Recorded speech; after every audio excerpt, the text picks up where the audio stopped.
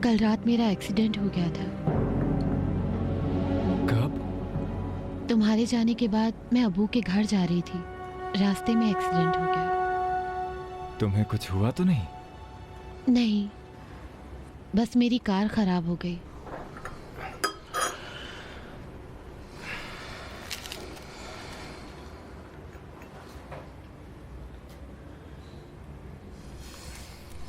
कोई बात नहीं, तुम्हारे अब्बू इससे अच्छी कार दिला देंगे।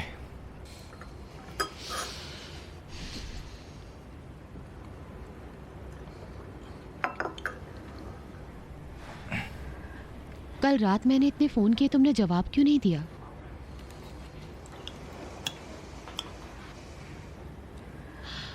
कहाँ गए थे तुम?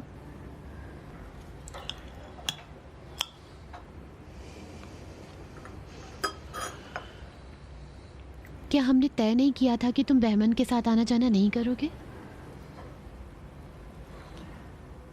मैं कोई बच्चा नहीं हूं मेहताब, इसलिए मुझसे बच्चों की तरह बात मत करो।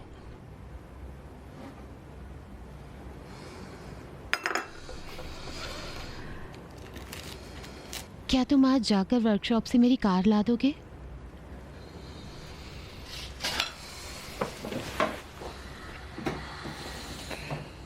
मेरा वक्त तो अपने हाथ में है नहीं।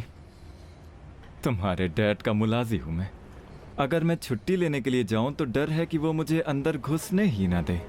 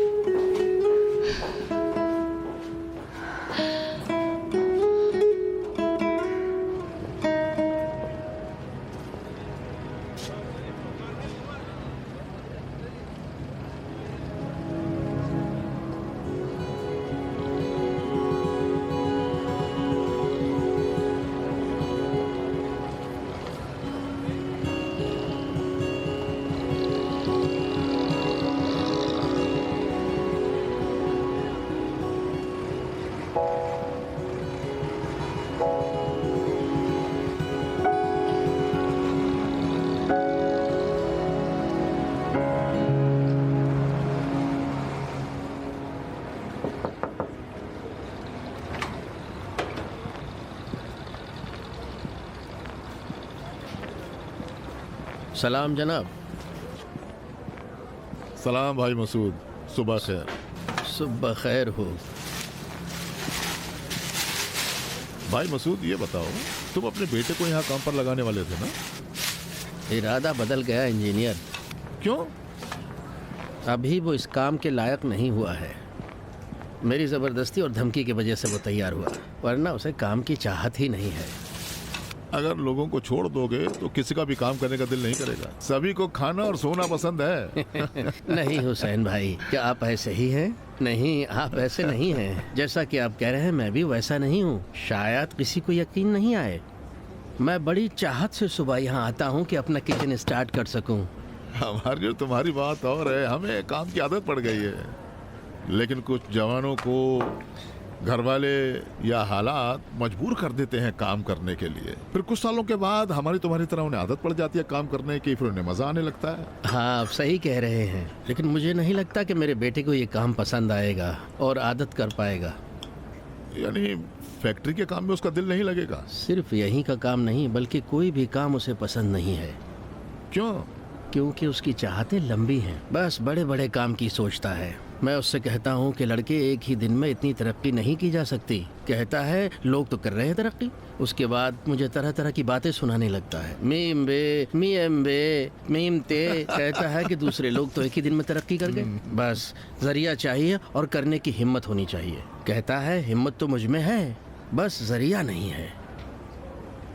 उससे कह दो कि कभी कभी बड़ी चाहत इंसान को जेल पहुंचा देती है या फांसी के फंदे तक। मैंने कहा उससे, जानते हैं इंजीनियर क्या जवाब देता है? अगर ऐसा हुआ या भागकर कनाडा चला जाऊंगा या पैसे देकर जेल की सलाखों के पीछे अच्छी जिंदगी गुजारूंगा। ये जो तुम कह रहे हो ये एक अलग बात है।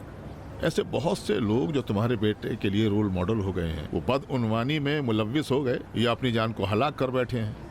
मैं तो इससे ज्यादा कहीं बड़ी बातें उसको बताता हूँ। मान लिया कि तुमने चोरी कर ली, हड़प लिया, खा लिया। मान लो तुमने बहुत सारा माल लूट कर इकट्ठा करके कहीं गायब हो गए, छुप गए, फिर उस दुनिया में तुम क्या करोगे? उस दुनिया में अमेरिका या कनाडा नहीं है कि तुम वहाँ जाकर पनाह ले लोगे। हाँ, माफ कीजिएगा, मैंने ऊंची आवाज में आपसे बात की। मैं आपके लिए भी चाय लाता हूँ।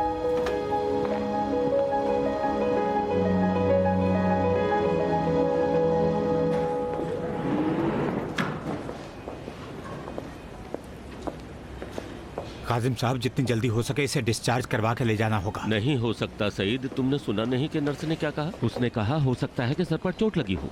आप इन सब बातों पर ध्यान ना दें, ये इसे रोककर फालतू का खर्च बढ़ाना चाहते हैं। इसके अलावा हमने महमूद का इंश्योरेंस तो करवाया नहीं है, फिर जितना भी खर्चा होगा हमें अपनी जेब से देना पड़ेगा।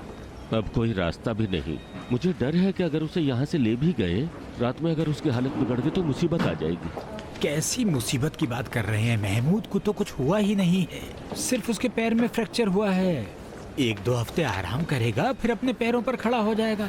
आपने देखा नहीं, उसकी तबीयत बिल्कुल ठीक थी, बातें कर रहा था। ये सब फालतू की बातें हैं कि दिमाग पर चोट लगी है। आपकी कसम, इन अस्पतालों में तंदुरुस्त लोगों को भी बीमार कर देते हैं कि पैसे ऐंठ सकें। हमें जल्दी से जल्दी इसे ले जाना होगा। नहीं हो सकता सईद, जब तक डॉक्टर ना बोले वो नहीं जा सकता। क्यों नहीं जाने देंगे? मुझे कानून का पता है, जब वो खुद दस्तखत कर देगा तो डिस्चार्ज कर देंगे। मैं महमूद से बोल दूंगा कि जितना भी यहाँ खर्चा आया वो तुम्हारी सैलरी से काट लूंगा, बस फिर वो आसानी से बाहर जाने के लिए मान जाएगा। ये बात सही नहीं होगी सईद, हमने उसका इंश्योरेंस नहीं किया, उससे क्या लेना देना? उससे क्या लेना देना है? उसे किसने कहा था रेलिंग पर चढ़े? उसने बेतवज्जोही की, उसका खमियाजा हम दोनों क्यों भुगतेंगे? उसूली तौर पर इस तरह की लापरवाही करने वाले आदमी को हमें रखना ही नहीं चाहिए। रुको सईद, उसके अस्पताल का सारा खर्चा हम उठाएंगे। जब तक कि उसके पैर का प्लास्टर नहीं उतर जाता, उसका पूरा खर्च हम उठाएंगे।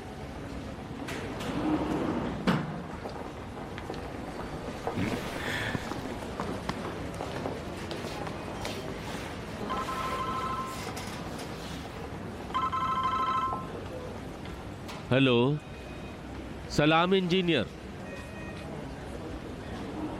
ओफ, शर्मिंदा हो।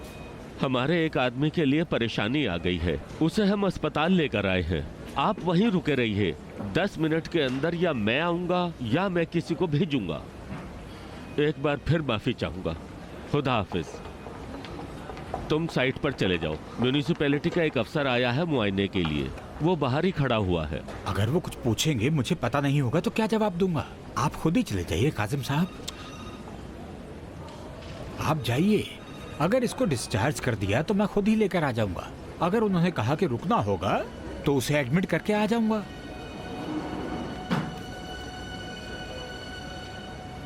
आप इत्मीनान से जाइए, मैं यहाँ पर हूँ।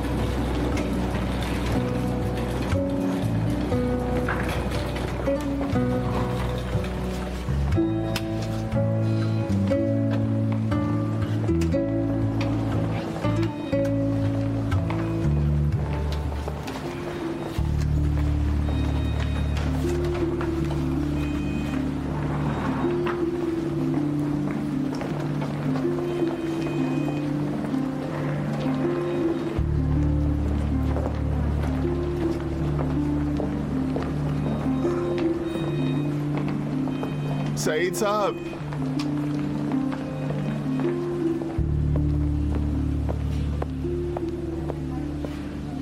ठीक हो भाई महमूद? खुदा का शुक्र है, बेहतर हूँ। चलो, अभी तक तो कुछ नहीं हुआ है। वैसे तुम रेलिंग पर चढ़े क्यों थे? कुछ मजदूर रेलिंग पर चढ़े हुए थे और वहाँ रेलिंग सही से बंधी भी नहीं हुई थी और इलेक्ट्रिक वायर भी पड़ा हुआ था वहाँ। करंट ना लगे इसलिए वायर हटाने गया। भले आदमी, अगर रेलिंग पर चढ़े ही थे तो सेफ्टी का तो ध्यान रखा होता।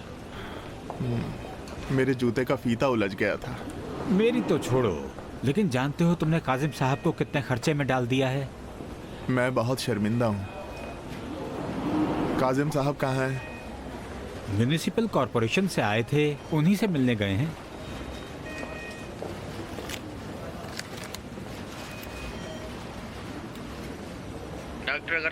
डॉक्टर अगरबी, जरा इमरजेंसी वार्ड में आए। महमूद, क्या है? मेरी बात गौर से सुनो। ये लोग यहाँ तुम्हें जबरदस्ती रोक कर रखना चाहते हैं ताकि मुझसे और काजिम साहब से पैसे ऐंठ सके। तुम तो ठीक हो? हाँ ठीक हूँ, खुदा का शुक्र है। बस मेरा पैर थोड़ा सा दर्द कर रहा है। तुम्हारे पाँव में फ्रैक्चर हो चुका है, दर्द तो होगा ही। और कोई परेशानी तो नहीं है ना? नहीं। ठीक है, खुदा का शुक्र है। फिर मैं जाकर बोल देता हूँ कि तुम खुद जाना चाहते हो। ठीक है। देखो महमूद भाई, अगर उन्होंने कहा कि तुम्हारा एमआरआई करेंगे या ऐसा ही कुछ और, तो कह देना कि मैं ठीक हूँ, मैं नहीं रुकना चाहता। काजिम साहब ने कहा है? उन्होंने नहीं कहा। उन्होंने कहा कि जब तक वो रहना चाहता है रहे, उसे पूरी तनख्वाह दूंगा, साथ में सारा खर्चा भी दूंगा। कहा कि जब तक पैर में प्लास्टर है वो किसी तरह की फिक्र ना करे। खुदा उनका भला करे। मैंने पूछा था, उन्होंने कहा कि 20 दिन प्लास्टर रहेगा तो ठीक हो जाएगा पैर। उसके बाद बड़े आराम से मैं अपने काम पर लौट सकता हूँ। भाई महमूद, 20 रोज की बात छोड़ो, तुम 2 महीने भी घर पर रहोगे तो मैं और काजिम साहब तुम्हारा सारा खर्चा उठाएंगे, कोई फर्क नहीं पड़ता। जानते हो, ये पैसा कहीं और जाने वाला नहीं है। तुम्हारे जैसा मेहनती आदमी उस पैसे से अपनी जिंदगी गुजारेगा, हमें कोई एतराज नहीं है। देखो, ये इंसाफ की बात नहीं होगी कि तुम बिला वजह यहाँ पर रुके रहो और ये लोग मेरी और काजिम साहब की जेब खाली करते रहे। पैसे पेड़ पर तोड़ते नहीं है। तो मुझे क्या करना होगा? वही जो मैंने कहा, कह दो मैं ठीक हूँ, मुझे घर जाना है। लेकिन डॉक्टर ने कहा अभी रुकना होगा मुझे। हो सकता है सर में कुछ हो गया हो।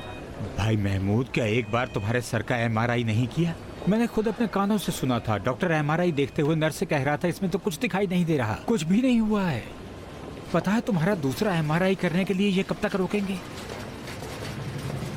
मुझे नहीं पता वल्ला। मैं तुम्हें बता रहा हूँ ना, ये लोग एमआरआई की मशीन का और जो आदमी वहाँ पर काम कर रहे हैं उनका खर्चा निकालना चाहते हैं। तुम्हारे इतने एमआरआई करेंगे कि जबरदस्ती कुछ ना कुछ निकाल ही लेंगे।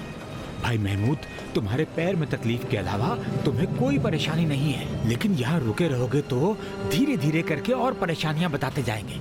डॉक्टर लोग भी हम मिस्त्रियों की तरह हैं, जब कुल्हाड़ी कहीं अटक जाती है तो जड़ तक जाना चाहते हैं। महजियारी साहब, ओपीडी में आ जाइए। ठीक है, आप जो भी कहोगे मैं करूंगा। जाकर बोल दूं कि डिस्चार्ज होना चाहते हो? हाँ, जाके कह दे। शाबाश। महमूद भाई, काजिम साहब को मत बताना कि तुम यहाँ रुकना चाहते थे। क्यों? क्योंकि वो फिर तुम्हें जबरदस्ती अस्पताल में एडमिट कर देंगे। डॉक्टरों ने उन्हें बुरी तरह से डरा दिया है, वो भी उनके फरेब में आ गए हैं। हम कह देंगे कि इन्होंने डिस्चार्ज कर दिया है। ठीक है। हाँ।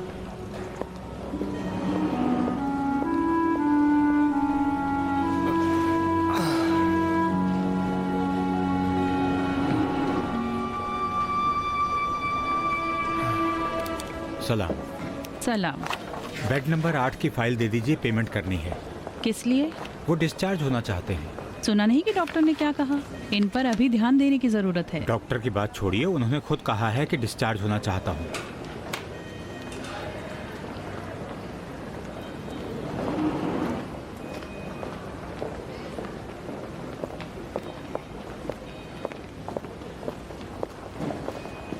सलाम। सलाम। आपकी तबीयत बेहतर है? हाँ ठीक हूँ। आपने कहा है कि अस्पताल से जाना चाहते हैं। आपकी इजाजत हो तो हाँ। तकल्लुफ में अगर कह रहे हैं तो हम इजाजत नहीं देंगे। क्या मतलब है आपका? क्या आप जबरदस्ती किसी को रोक सकती हैं? आपका इनसे क्या रिश्ता है? जो कोई भी हो, आपसे मतलब? इस अस्पताल को आपने लूट का जरिया बना रखा है।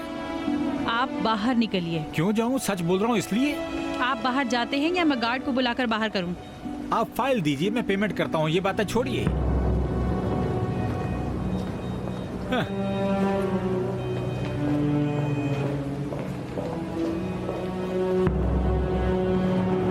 महमूद, कहीं तुम्हें धोखा देकर ये यहाँ ना रोक लें। ये जो कुछ भी बोलते हैं सब बकवास बात है। इन्हें अपनी जेब की पड़ी है, ना कि तुम्हारी सेहत की। ये लोग काजिम साहब से जो मोटी रकम लेकर अपनी जेब में भरना चाहते हैं, वो तुम्हारी जेब में जाए तो अच्छा रहेगा। ये कितना भी कहें रुकने के लिए, तुम किसी भी हाल में मत मानना। आप बाहर चलिए जनाब।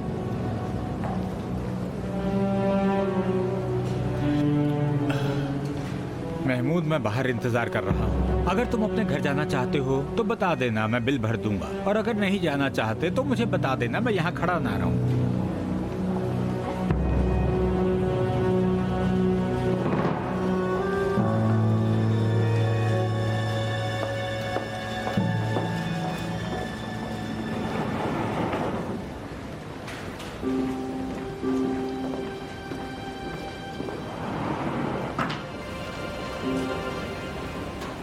जनाब, तवक्कुली साहब, आपको अस्पताल से अभी नहीं जाना चाहिए, ऑब्जर्वेशन में रहना होगा। मैं बिल्कुल ठीक हूँ नर्स साहिबा। मेरा पैर जख्मी था, आप लोगों ने प्लास्टर कर दिया, इंशाल्लाह वो ठीक हो जाएगा। आपका सर जमीन से टकराया है, खुदा न खास्ता कोई अंदरूनी चोट लगी हुई हो। आप फिक्र ना करें, अगर ऐसा होता तो मुझे पता चल जाता। नहीं, हो सकता है अभी आपको इसका पता ना चले। हो सकता है कुछ घंटों बाद या कुछ दिनों बाद उसकी अलामत का पता चले आपको। ठीक है, खुदा न खास्ता अगर तबीयत बिगड़ गई तो मैं फिर आ जाऊंगा।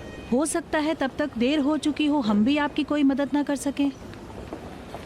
हो सकता है खुदा ना खास्ता आप इस हालत में ना हो कि आप अस्पताल आ सकें। मेरी तबीयत ठीक है, इतना तो समझ में आता है ना। मुझे अच्छा नहीं लग रहा है यहाँ पर रुकना।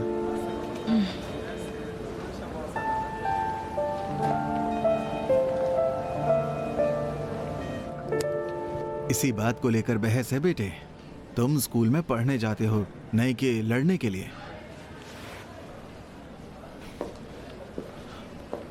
इंश्योरेंस है? जी हाँ।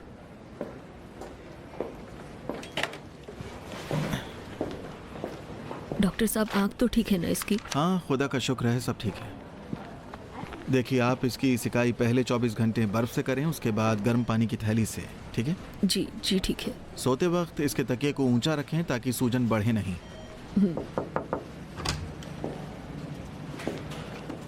एक क्रीम भी लिख दे रहा हूँ, जहाँ सूजन हो वहाँ 2 बार लगाएं।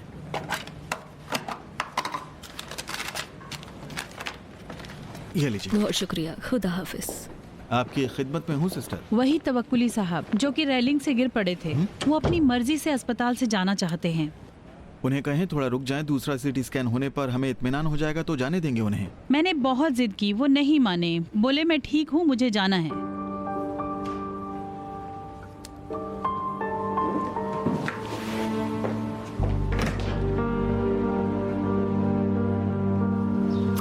नहीं ना, खुद डॉक्टर ने कहा ले जा सकते हैं। अरे काजिम साहब, आपका हाल तो डॉक्टरों से भी बुरा है। आप कहाँ आ रहे हैं? मैं इसे गाड़ी में बिठाकर ले आ रहा हूँ। हाँ, आप फिक्र ना करें। कुछ नहीं, बस कहा कि पैर में प्लास्टर लगा है, 20 दिन तक लगा रहेगा, और क्या। आप अगर यहाँ रोके रखना चाहते हैं तो देखभाल के लिए किसी को भेज दीजिए 20 दिनों के लिए, क्योंकि महमूद इस हालत में रोटी वगैरह लाने नहीं जा सकता है। ठीक है, ठीक है। देखिए तवक्कुली साहब, इस तरह से आपका हॉस्पिटल से जाना बिल्कुल भी ठीक नहीं होगा। क्या मैं आपको कुछ घंटे के लिए और रोक सकता हूँ यहाँ? नहीं।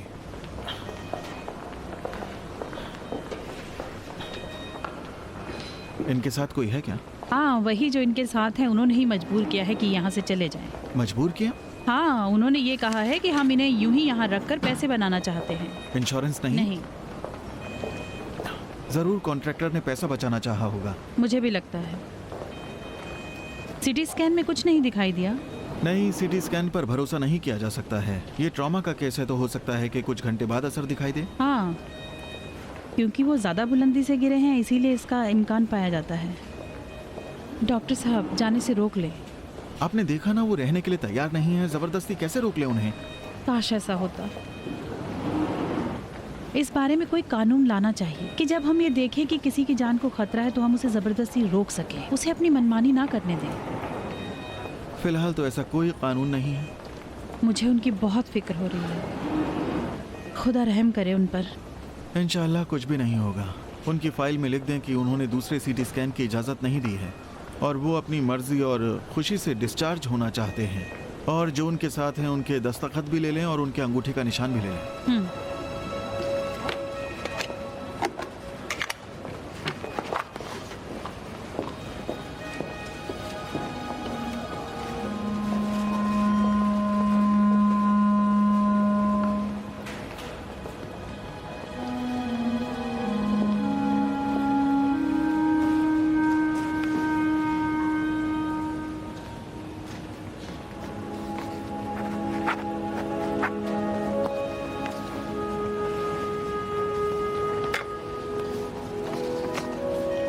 तवक्कुली साहब, अगर कुछ दिनों में आपका सर चकराए या दिमाग पर बोझ लगे या तबीयत मतलाने लगे तो ऐसी हालत में आप फौरन अस्पताल आ जाइएगा। जी ठीक है।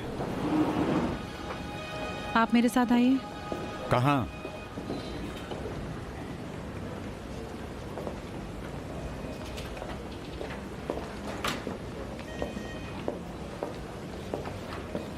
अहमदी फर साहब, इंफॉर्मेशन काउंटर पर आ जाइए।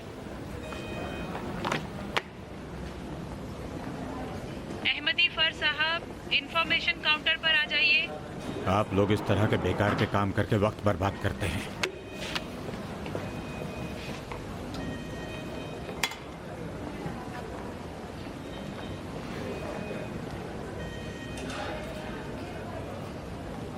अगर इन्हें कुछ हो गया तो आप अपने ज़मीर को क्या जवाब देंगे? मेरे ज़मीर ने कहा है कि इसे यहाँ से ले जाऊं ताकि आप लोग लूट ना सके। आपके ज़मीर ने ये बात कही या उस दोस्त ने जो जल्दी यहाँ से निकल गया? वो इनके कॉन्ट्रैक्टर थे ना? मोहतरमा, मुझे बहुत काम है। ये बताइए पेमेंट काउंटर कहाँ पर है?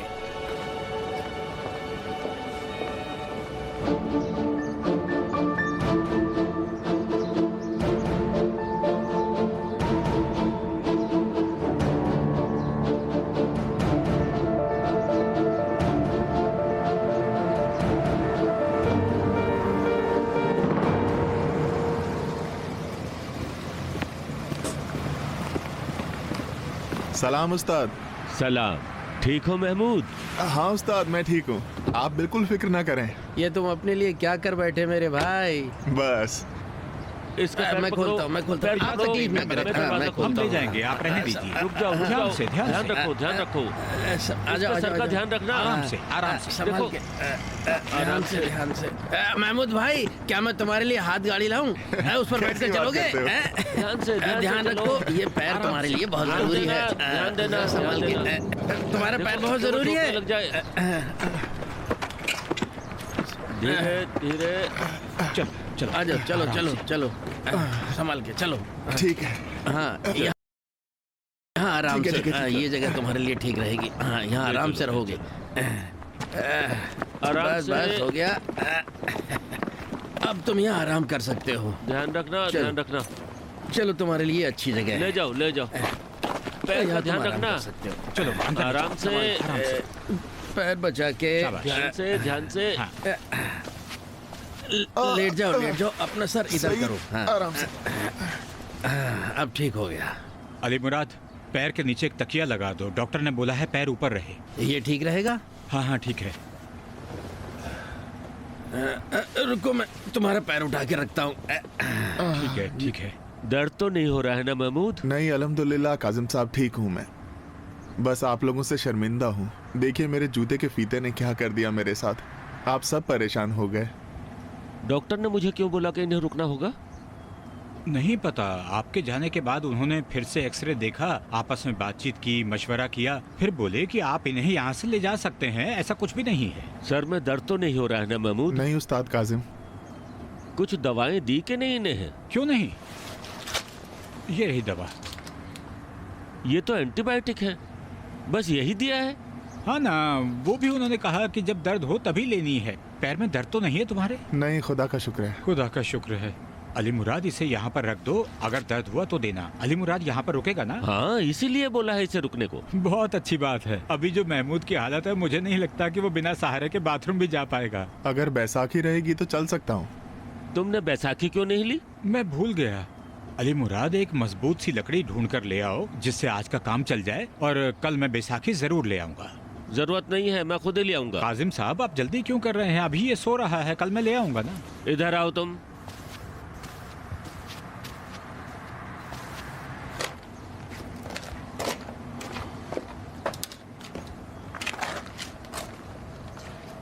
कल ही जाकर महमूद का इंश्योरेंस कराओ। अब इसकी क्या जरूरत है काजिम साहब? इंश्योरेंस तो तब काम आता है जब इलाज की जरूरत पड़े। अब तो हम सब कुछ कर चुके हैं, और जब हम ये सब कर चुके हैं तो इंश्योरेंस का पैसा भरने की क्या जरूरत है? कल जाकर इंश्योरेंस का पैसा भरोगे और रसीद लाकर मुझे दिखाओगे। अब जरा सुनिए तुम। वही जो मैंने कह दिया। तुम जाते हो या मैं खुद जाऊं? ठीक है, मैं जाऊंगा। इंजीनियर का क्या हुआ?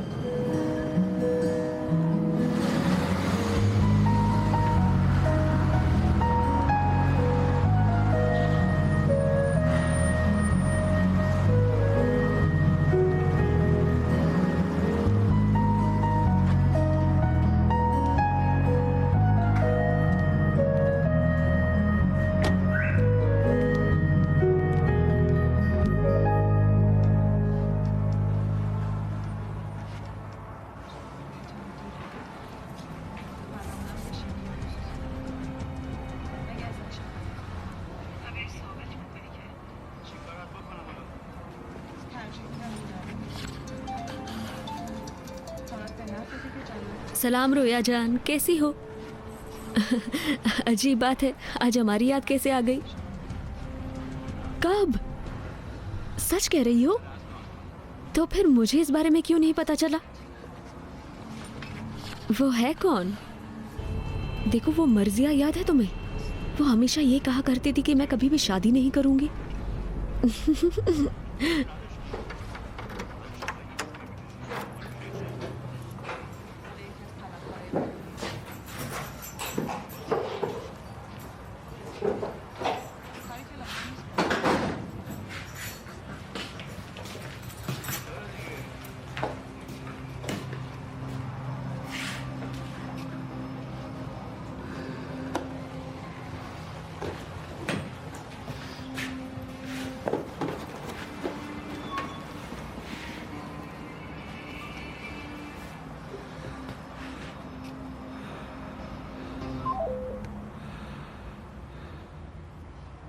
सलाम।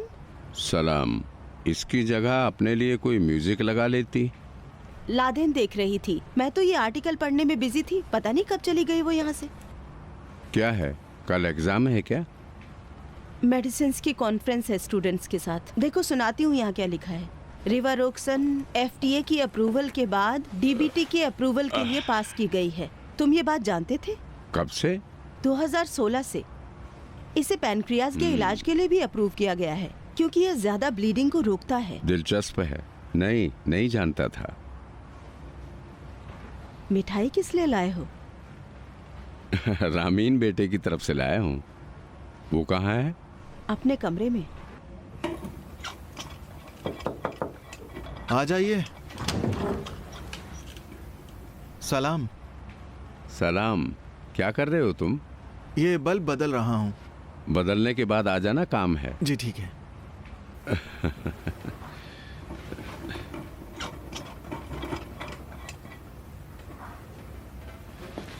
एक मल्टी स्टोरी बिल्डिंग बनाई जा रही है। इंजीनियर ने कहा है कि काम पर लग जाओ। कर सकते हो। मैंने इसकी 4 साल तक पढ़ाई की है। फिर तुमने मेरा चार्जर उठा लिया रामीन। मेरे कमरे में है, जाओ ले लो। देखिए अम्मी, जब भी इसका दिल चाहता है उठा के ले जाता है। तुम अपना चार्जर क्यों नहीं खरीद लेते? मैं फालतू का पैसा क्यों खर्च करूं? घर की इकोनॉमी में बचत करनी चाहिए। ये आपकी इकोनॉमी है, ना कि घर वालों की। रामीन, ये बहुत गलत बात है। कम से कम उसकी इजाजत तो ले लेते। मैं इजाजत नहीं दूंगी। सुन लीजिए, मुझे पता है, इसीलिए तो मैं इजाजत नहीं लिया करता। अपनी बहन को सताया मत करो रामीन। जाओ अपने लिए एक नया चार्जर ले लो। डैड, मेरा मोबाइल बिल्कुल बेकार हो चुका है, उसके लिए चार्जर लेना बिल्कुल सही नहीं है। फिर जाओ नया मोबाइल खरीद लो। इंशाल्लाह कल से तुम काम पर जाओगे और पैसे कमाओगे। कल से ही? हाँ। कौन सा काम? तुम्हारा भाई एक कमर्शियल कॉम्प्लेक्स जो बनाया जा रहा है उसमें काम करने वाला है। डैड, सैलरी कितनी मिलेगी? सैलरी भी अच्छी है। यानी कितना? इंजीनियर ने कहा है कि अगर ठीक से काम करो, जो काम दिया जाएगा अगर ठीक से करोगे तो महीने में 2-2.5 लाख मिल जाएंगे। डैड, आपका बहुत बहुत शुक्रिया। आपको क्या बताऊं कि आपने कितना बड़ा काम कर दिया है। इंजीनियर के पास मेरी साख मत खराब कर देना। दिल लगा के काम करो ताकि साबित कर सको कि तुम इसके हकदार हो। जिसने अभी अभी ग्रेजुएशन किया हो, क्या उसे इतनी ज्यादा सैलरी मिल सकती है? इसलिए कि 4-5 घंटे ओवर टाइम भी करना पड़ेगा। यानी काम में ज्यादा टाइम देना पड़ेगा। फिर भी एक फ्रेशर को इतनी ज्यादा सैलरी नहीं मिलती। अब तो इतना देना चाहते हैं, तुम जलन करके खुद को परेशान कर रही हो। जलन क्यों करूंगी मैं तो खुदा से चाहती हूँ अगर मेरे पास पैसा होता तो तुम्हें ज्यादा सैलरी और ओवर टाइम देती, ताकि तुम 12 घंटे घर ही ना रहो। इस तरह सभी को तुमसे छुटकारा मिल जाता। लादन,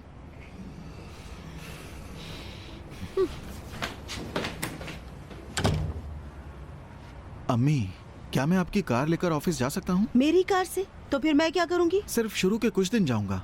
अच्छा नहीं है कि शुरू के दिनों में बस से जाऊं मैं। शुरू में ही इन बातों के बारे में मत सोचो लड़के। आदमी अगर सही काम करे और ढंग से काम करे तो ये उसके लिए अहम होता है। मैं आपसे वादा करता हूँ कि बहुत अच्छे से दिल लगाकर काम करूंगा, लेकिन शुरू के 1-2 हफ्ते कार से जाना चाहता हूँ। 2 हफ्ते? अच्छी बात है तो 1 हफ्ता।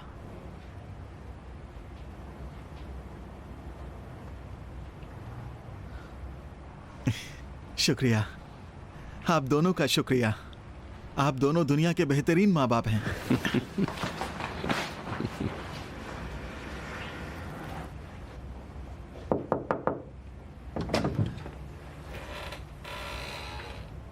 माफ करना, अब तुम्हारा चार्जर नहीं लूंगा। माफ किया?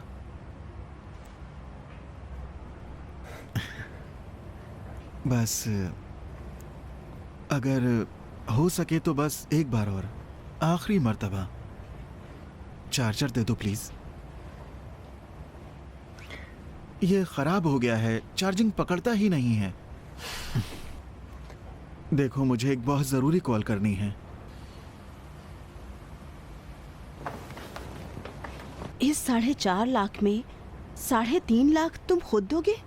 हाँ। ये इंजीनियर तो बड़ा चालाक निकला, यानी सिर्फ 1 लाख रामीन को सैलरी देना चाहता है। बेगम, उसके पास आदमी की जरूरत बिल्कुल नहीं है। उन्होंने कहा कि अभी भी कुछ लोग ज्यादा हैं जिन्हें वो निकालने वाले हैं। उन्होंने रामीन को रखकर मुझ पर बहुत मेहरबानी की है। अभी सैलरी अहम नहीं है, अहम ये है कि रामीन को बेकारी से छुटकारा मिले और कुछ तजुर्बा मिले। तुमने अच्छा नहीं किया नासिर। ये रामीन को पता चलेगा तो वो बहुत नाराज होगा, उसका खुद से भरोसा उठ जाएगा। उसे पता नहीं चलेगा। मैंने इंजीनियर को बोल दिया है कि वो किसी को ना बताए, और ये भी बोल दिया है कि रामीन के लिए अलग से सैलरी स्लिप बनाए। लेकिन ये जुल्म होगा कि मेरा बेटा इंजीनियर होते हुए सिर्फ 1 लाख की सैलरी पाए। जुल्म ये होगा कि घर में बैठा रहे और कोई काम ना करे। अच्छा, उस लड़की के बारे में कुछ पता चला? फिलहाल नहीं। अच्छा है, हमारी और रामीन की कोशिशों के बावजूद वो लड़की जाए और अपने मामूजाद से शादी कर ले। नहीं, समीरा अपने मामूजात को नहीं चाहती है। फर्ज कर लो कि ऐसा अगर हो भी गया, रामीन के लिए लड़कियां बहुत हैं। हाँ, लेकिन ऐसा लगता है कि रामीन इस लड़की को ज्यादा पसंद करता है। ये अभी बिल्कुल बदल गया है। देखा कितना खुश हो गया है? बहुत वक्त से मुझे इस तरह से गले नहीं लगाया था। हाँ, मेरे बेटे को इश्क हो गया है। तुम वहाँ क्या काम करने वाले हो रामीन? मतलब तुम्हारी वहाँ जिम्मेदारी क्या है? अभी तो नहीं जानता मैं, लेकिन हो सकता है कि वहाँ का मैनेजर बना दिया जाऊँ। अच्छी बात है, मुबारक हो रामीन। तुम्हें भी मुबारक हो मैडम। अच्छा, ये तो बताओ, वहाँ कब से जाने वाले हो? कल से ही जाना है। मुझे 4 लाख सैलरी मिलने वाली है। बहुत अच्छी बात है। ये बताओ, तुम अभी घर में ही हो? क्यों पूछ रहे हो? अब अगर तुम घर में ही हो तो जाकर अम्मी को बता दो कि मेरी नौकरी लग गई है और शादी की दरख्वास्त लेकर एक लड़का आने वाला है जो तुम्हें बहुत ही ज्यादा चाहता है। नहीं, अभी घर पर नहीं हूँ, बहार के पास आई हूँ मैं। मेरा सलाम बहार साहिबा को पहुँचा देना। रामीन सलाम बोल रहा है। बहार भी सलाम बोल रही है। रामीन, मुझे अभी थोड़ा काम है, क्या मैं बाद में तुम्हें कॉल करूं? नहीं, और कोई बात नहीं है, बस यही बात थी जो तुम्हें बताना चाहता था। एक बार फिर मुबारक हो तुम्हें। देखो, तुम ये मत सोच बैठना कि मेरी इतनी ज्यादा खुशी काम मिल जाने की वजह से है। मैं तो तुम्हें दिल की गहराइयों से चाहता हूँ। अगर तुम नहीं तो मुझे कुछ भी अच्छा नहीं लगता है, यहाँ तक कि अगर 10 लाख भी सैलरी मिल जाए। अच्छा, और तो कोई काम नहीं है तुम्हें? नहीं, जाओ, अपना ख्याल रखना सानास। खुदा हाफिज। फिर भूल गई तुम? क्या? ये तय पाया था कि बोलेंगे फिर मिलेंगे, उसके बाद बोलेंगे खुदा हाफिज। ठीक है, मिलते हैं। खुदा हाफिज। मिलते हैं। खुदा हाफिज।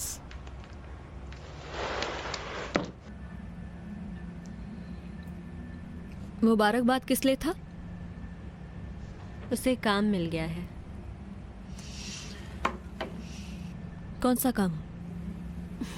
वो किसी कंस्ट्रक्शन कंपनी में लग गया है। तुमने उसे बताया क्यों नहीं सानास? ये इतना आसान नहीं है। नहीं, मुश्किल है, बहुत ही मुश्किल है। लेकिन आज नहीं तो कल बताना ही पड़ेगा सानास। मैंने उससे कहा था अगर कोई काम मिल जाता है और अच्छी इनकम होती है तो उससे शादी कर लूंगी। अब जबकि उसने भागदौड़ करके काम ढूंढ लिया है तो अभी उससे कैसे कह सकती हूँ कि तुमसे शादी नहीं करूंगी? अभी उसे कितनी सैलरी मिलने वाली है? महीने में 4 लाख। तुम्हारे मरहूम बाप ने तुम्हारी परवरिश उस घर में कितने अच्छे से की है, फिर ऐसी हालत में तुम उसके साथ इतने कम सैलरी पे कैसे जिंदगी गुजारोगी? क्या वाकई में तुम ऐसे कर सकती हो सानास? सानास, पूया ने जब से तुम्हें देखा है वो बहुत बदल गया है और मेरे ख्याल में वो तुम्हें इतना चाहता है कि तुम्हारी खुशियां पूरी करने के लिए उसे जो भी चाहिए वो करेगा। इसके अलावा हमारे माँ बाप की उम्मीदें उससे वाबस्ता है। अगर तुम उससे शादी कर लेती हो तो तुम उस घर की रौनक बन जाओगी और तुम्हें किसी चीज की कमी नहीं होगी। तुम अपनी उन तमाम हसरतों को पूरा कर पाओगी जो लड़कियां चाहती हैं।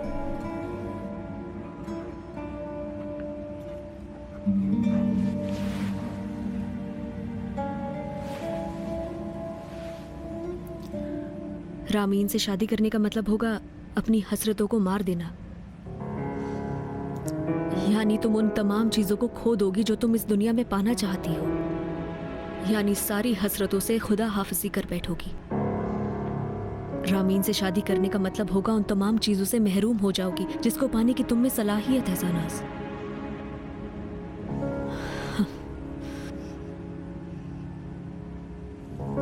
जितनी जल्दी हो सके उस लड़के से अलग हो जाओ। उसे बोलो अपनी हैसियत की कोई लड़की ढूंढ ले। तुम ऐसे किसी के लिए नहीं बनी हो सानास। जो रामीन तुम्हें देना चाहता है उससे कहीं ज्यादा हैसियत है तुम्हारी सानास।